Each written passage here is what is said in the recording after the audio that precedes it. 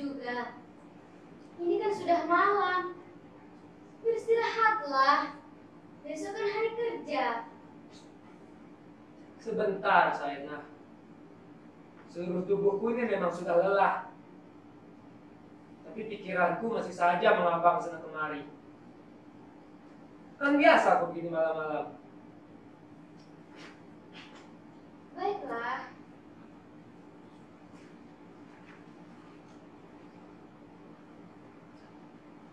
Tapi, apa boleh aku ketahui? Apa yang kau pikirkan malam ini? Semuanya. Semua apa yang sudah kupikirkan dalam hidupku ini sudah kurekam dalam buku harianku, Saena. Perjalanan hidup seorang guru muda yang ditempatkan di desa terpencil seperti Klulang ini kini menjadi lembaran terbuka bagi semua orang.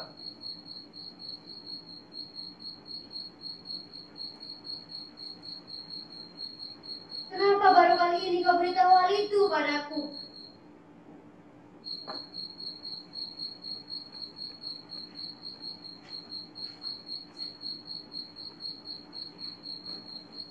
Kamu seakan-akan menyembunyikan rahasia. Atau memang rahasia? Sama sekali bukan rahasia, sayangku. Malam-malam di tempat terpencil seakan memanggil aku untuk merenungkan sesuatu. Dan jika aku tak mau mengajarkan itu, aku akan mengalami semacam frustasi. Memang pernah sekali di suatu malam yang mencekam, ketika aku sedang tidur dengan nyenyak, aku tiba pada suatu persimpangan jalan di mana aku tak bisa memilih. Pasrah saja. Apa yang bisa kau lakukan di tempat yang sesunyi ini?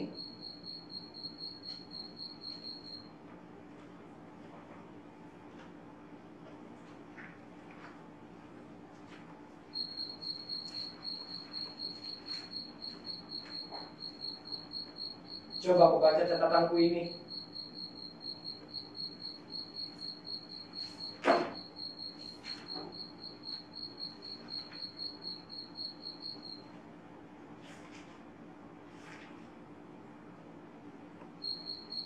Sudah setahun aku bertugas di Kelaulan, suatu tempat yang terpancak tegak seperti karang di tengah lautan. Sejak desa ini tertera dalam peta bumi, dari jauh dia angker, tidak bersahabat, panas dan debu menuju tubuh. Yang kering kerontang, gersang. Apakah aku akan menjadi bagian dari alam yang tidak bersahabat ini? Menjadi penonton yang diombang-ambingkan oleh barang tontonannya.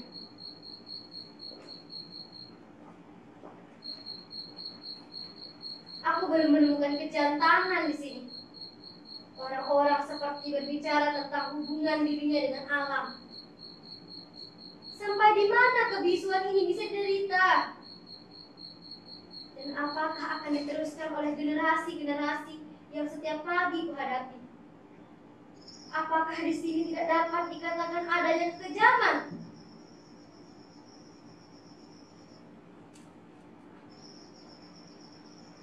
Kenapa kau berhenti? Jangan tatap aku seperti itu, Saena. Apakah tulisan ini tidak keterlaluan? Bisakah ditemukan kejujuran di dalamnya? Kejujuran. Kejujuran ku pertaruhkan di dalamnya, Saena. Aku bisa mengatakan kita kadang hidup dihinggapi oleh sikap-sikap munafik. Ada ikatan-ikatan yang mengharuskan kita berkata ya terhadap apapun, sekalipun hati kecil kita berkata tidak. Kejujuranku terus mendorong aku untuk berkata tidak, karena aku mati dirinya di orang setia terhadap nuraninya. Aku juga tahu masa kini yang dicari adalah orang-orang yang mau berkata ya, dan yang berkata tidak akan disisihkan. Memang sulit, Saena. Tapi itulah hidup. Kecuali jika kau melihatnya indah di luar, bobrok di dalam, itulah masalahnya. Aku tidak berpikir sampai ke sana. Pikiranku sederhana saja. Kau masih ingat tentunya.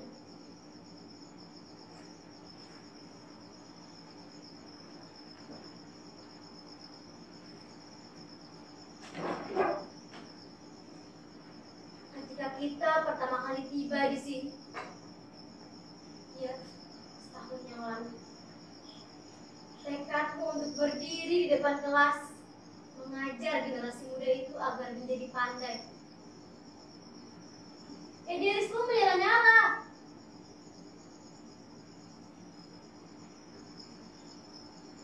Waktu itu, kita disambut oleh kepala desa dengan pidato selamat datangnya.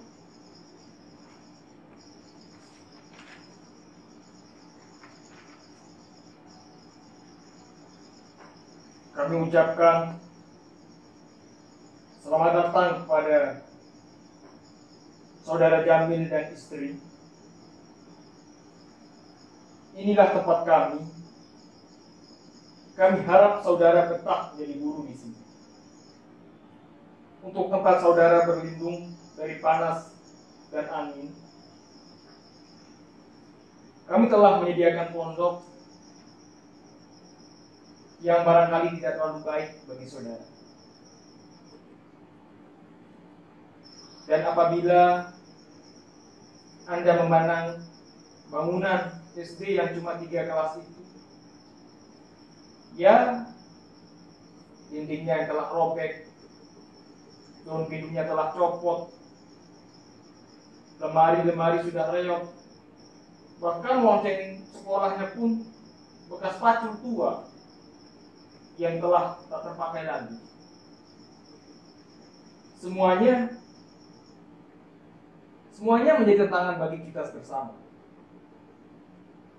Selain itu, kami perkenalkan 2 orang guru lainnya yang sudah 5 tahun bekerja di sini. Yang ini adalah saudara Sahli, sedangkan yang berkacamata itu adalah saudara Hasan. Kedatangan saudara ini akan memperkuat tekad kami untuk membina generasi muda di sini. Harapan seperti ini menjadi harapan saudara Sahli dan juga saudara Hasan tentunya.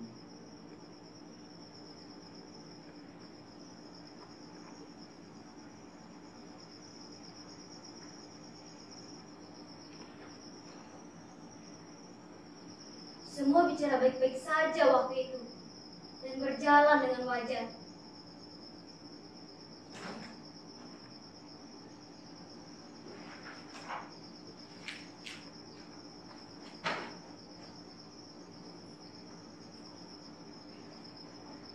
Apakah ada yang tidak wajar pada diriku sekarang ini?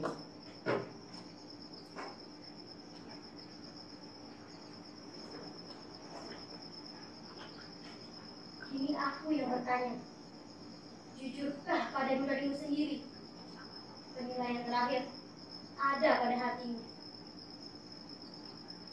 Dan mampukah kau membuat semacam pengadilan yang tidak memihak kepada nuranimu sendiri? Karena bukan mustahil sikap keras kepala yang ada di balik semua ini. Terus terang saja, dari hari ke hari kita seakan-akan terdesak oleh masyarakat yang kecil itu.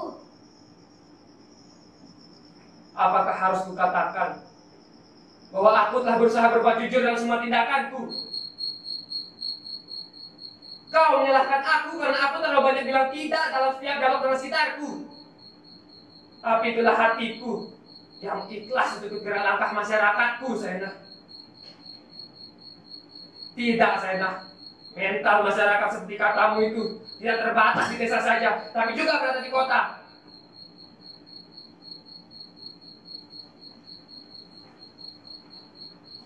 Kamu tidak memahami masyarakatmu. Masyarakat itu harus dibohongi aku. Siapa yang salah dalam hal ini? Masyarakat. Yang menang. Aku. Lalu? Aku mau pindah dari sini.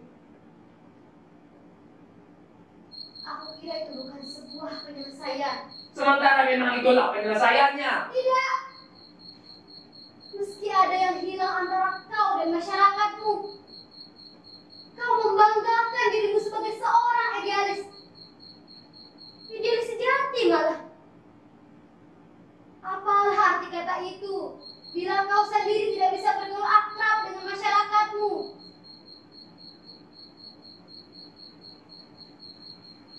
Aku terkenang masa itu ketika kau membujukku untuk datang kemari.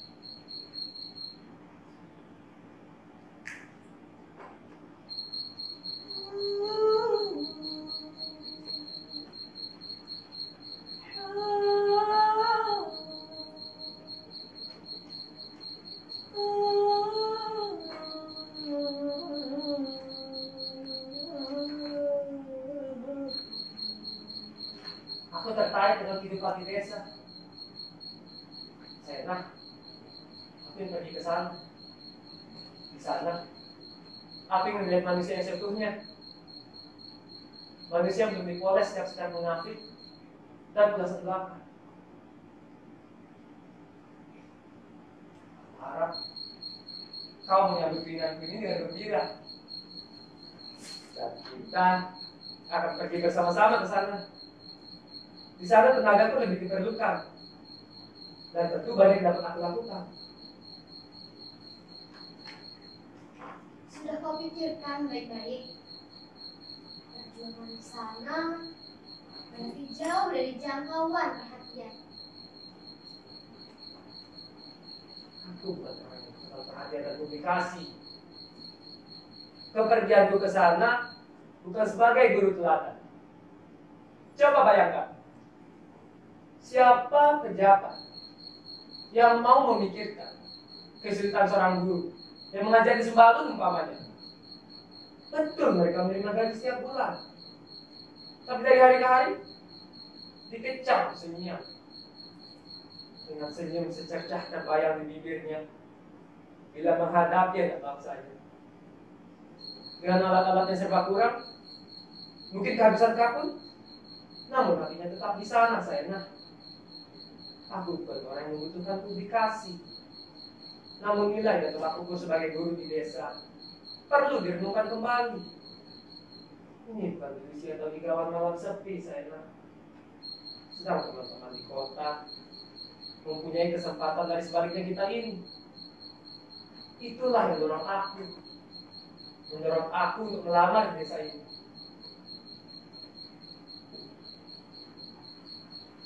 Sudah kau pikirkan baik-baik? Baiklah sayangku, ketika aku melangkahkan kaki masuk ke gerbang perkahwinan kita, aku sudah tahu macam suami apa yang kupilih itu. Dan aku sudah tahu tugas utama sebagai seorang ibu rumah tangga selain menghayati suami menjadi pendorong utama karirnya.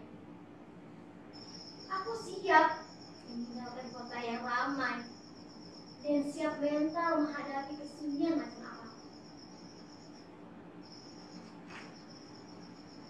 Kau tak perlu saksi.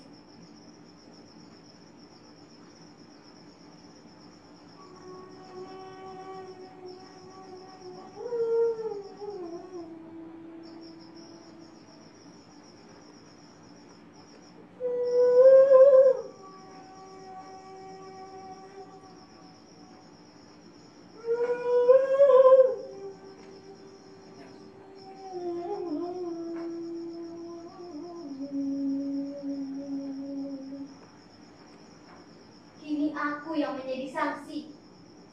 Mana idealismu yang dulu itu?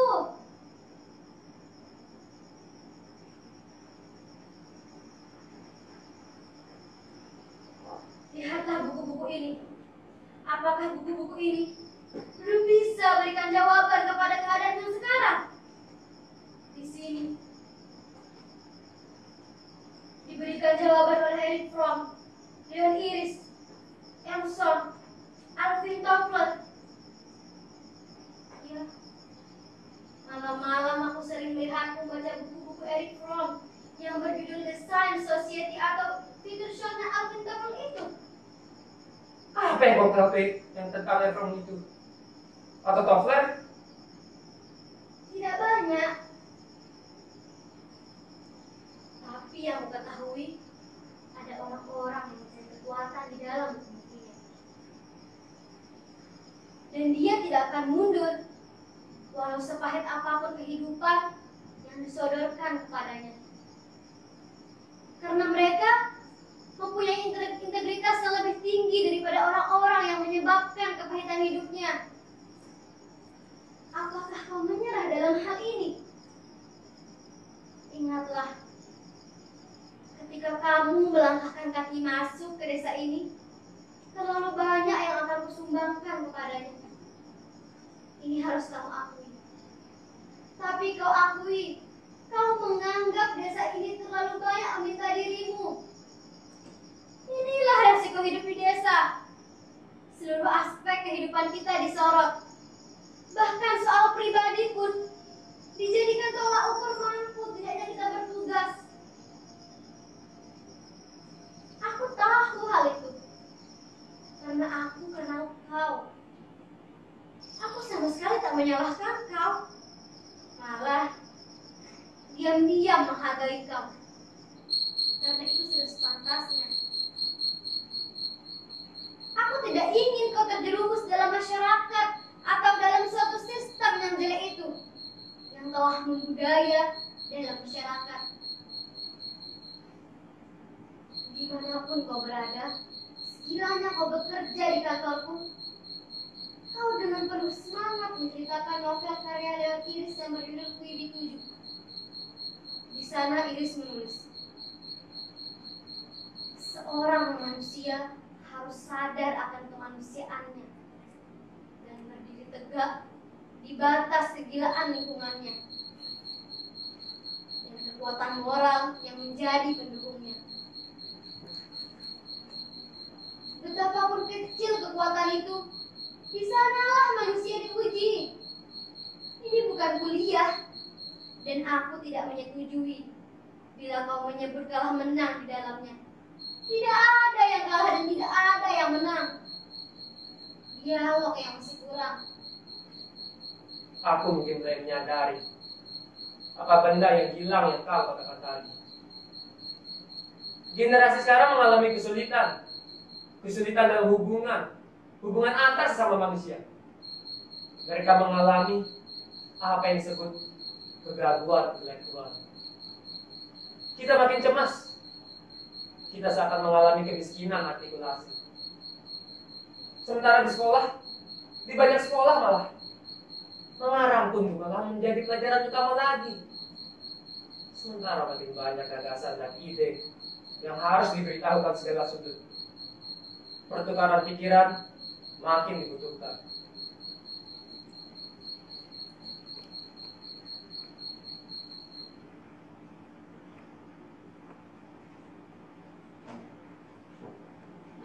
Iya, seperti pertukaran pikiran malam ini, kita harus tahu akan manfaat pertukaran itu. Di mana ada gejala dalam masyarakat yang pintar dan yang berkuasa segan bertukar pikiran. Kan aku yang berkuasa, kata mereka. Padahal nasib suatu masyarakat tergantung pada hal-hal itu. Dan kita jangan melupakan kenyataan bahwa masyarakat itu bukan saja berada dalam konflik dengan orang-orang yang antisosial, tapi sering pula konflik dengan sifat-sifat manusia yang paling dibutuhkan, yang justru ditekan oleh masyarakat itu sendiri.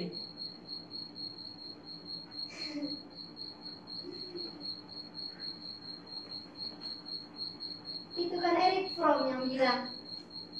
Memang aku mengutip dari dia. Aduh, kiranya sudah subuh. Pagi ini anak-anak menunggumu, sayangku. Generasi muda yang sangat membutuhkan kau.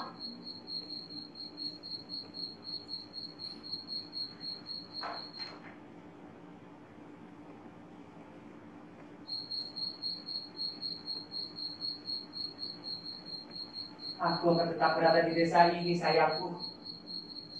Aku akan tetap bersamamu.